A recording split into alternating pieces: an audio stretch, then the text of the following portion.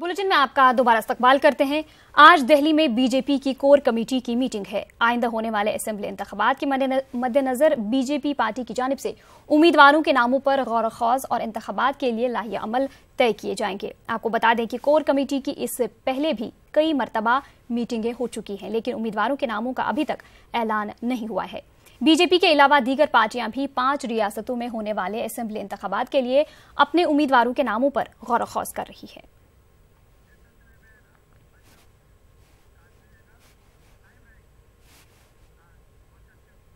इस हवाले से मजीद बातचीत के लिए हमारे साथ जुड़ चुके हैं हमारे नुमाइंदे अशरफ काजमी। अशरफ, आज दिल्ली में बीजेपी की कोर कमेटी है, क्या अपडेट है, क्या मीटिंग शुरू हो चुकी है?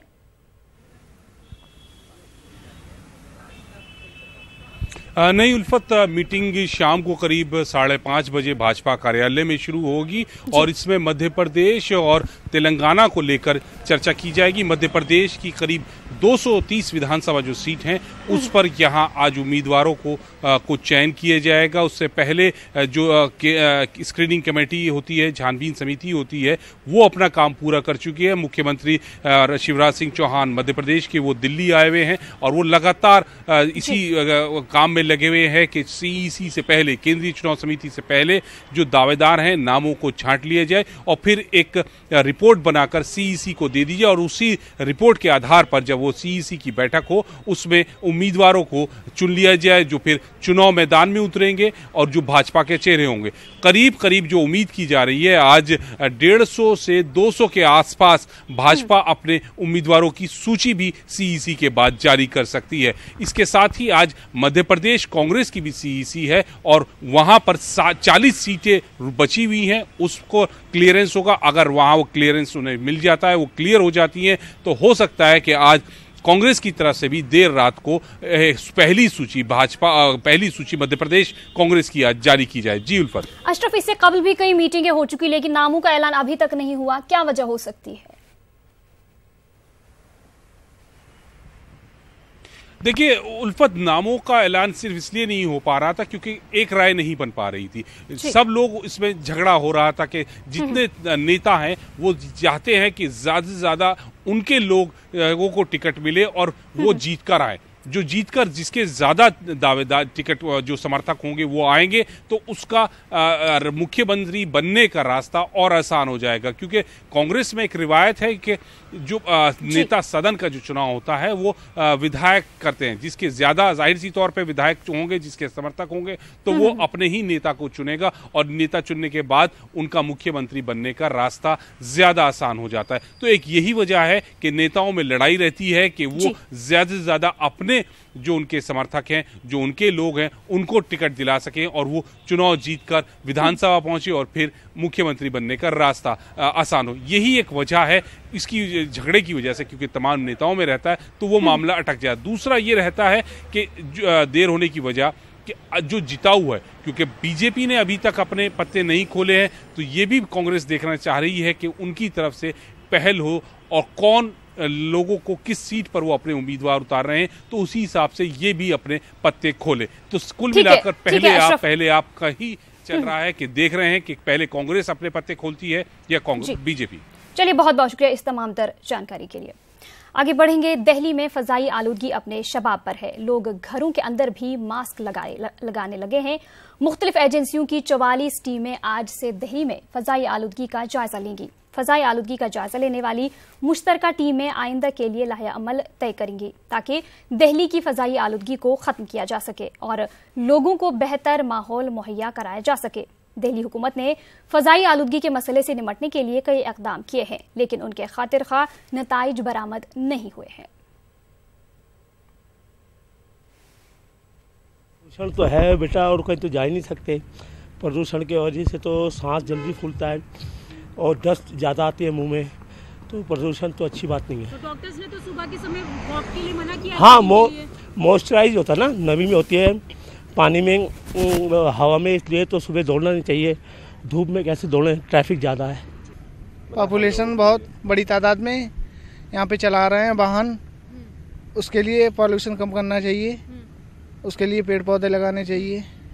नाक में दम घुट रहा है, घुटन हो रही है, ऐसे गर्मी सी हो रही है। ऐसा लग रहा है जैसे दम घुट जाएगा। दिल्ली रहने लायक नहीं रही है। सरकार भी जिम्मेदार है और हम लोग भी जिम्मेदार है। हम अपनी जिम्मेदारी नहीं निभा पा रहे हैं। We day by day deteriorating, and in such situation, there was a suggestion from Chandrababu Farooqi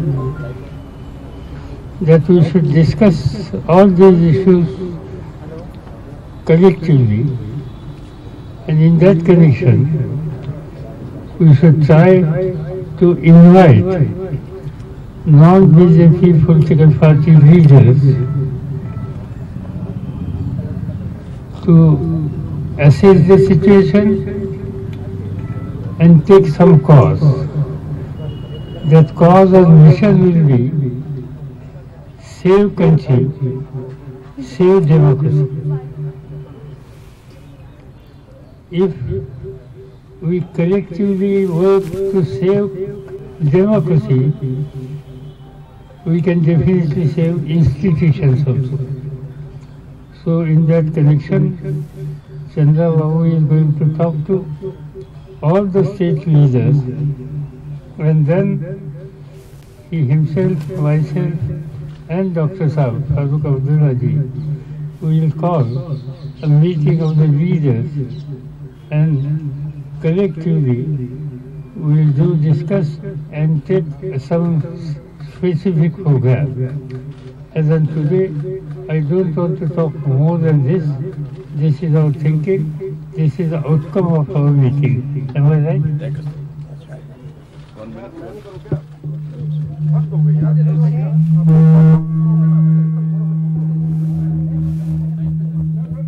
I think it is vitally important, as Sharad ji has said, that the country is going through very difficult times.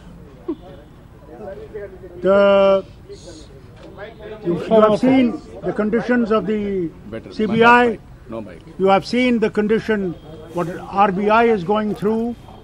The nation is going through great crisis. I don't think nation has noticed such crisis ever since the nation was created. Today, democracy is in danger, and the nation people are in danger. That is why we all met, as Sharad ji has said, to work out a common minimum program. How do we save democracy? How do we save institutions? How do we save nation? That is the thing on which we met, and as Sharad ji has said, that Chandrababu ji will be talking to all other leaders so that we can meet here in Delhi, and all three of us will be the conveners of that meeting, which will be held here, and you will hear post that what will be achieved. We'll bring you also at that time and tell you exactly what is going to happen. I have to leave, therefore you will kindly forgive me. Chandrababu Naidu will brief you further. You will forgive me, sir. I have to catch a flight. Yeah, we thought. Silence. No, friends. As senior leaders, there are so many senior leaders in this country. Sharad ji,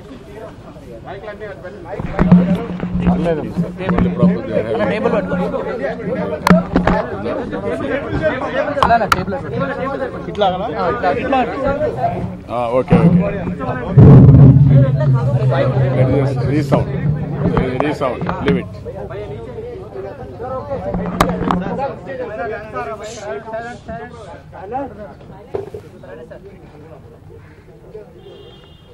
Farooq ji, when I met him, he suggested to me, why can't we meet three of us?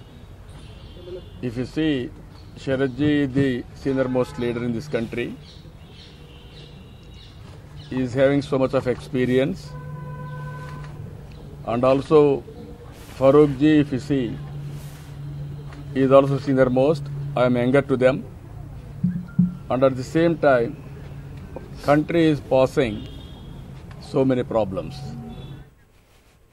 आगे बढ़ेंगे। भुवनेश्वर में हुए एक धमाके में 2 अफराद की मौत हो गई है, जबकि एक शख्स की हालत नाजुक बनी हुई है। यह हादसा शहर के बनमालीपुर के बालीपटना इलाके में पेश आया। बताया जा रहा है कि पटाखे तैयार किए जाने के दौरान यह धमाका हुआ। इस धमाके में मारे गए अफराद की पहचान ज्ञान रंजन मिश्रा और उनकी अहलिया झूनामिनी मिश्रा के तौर पर हुई है। पुलिस की टीम ने धमाके के मकाम पर पहुंचकर तहकीकात शुरू कर दी है।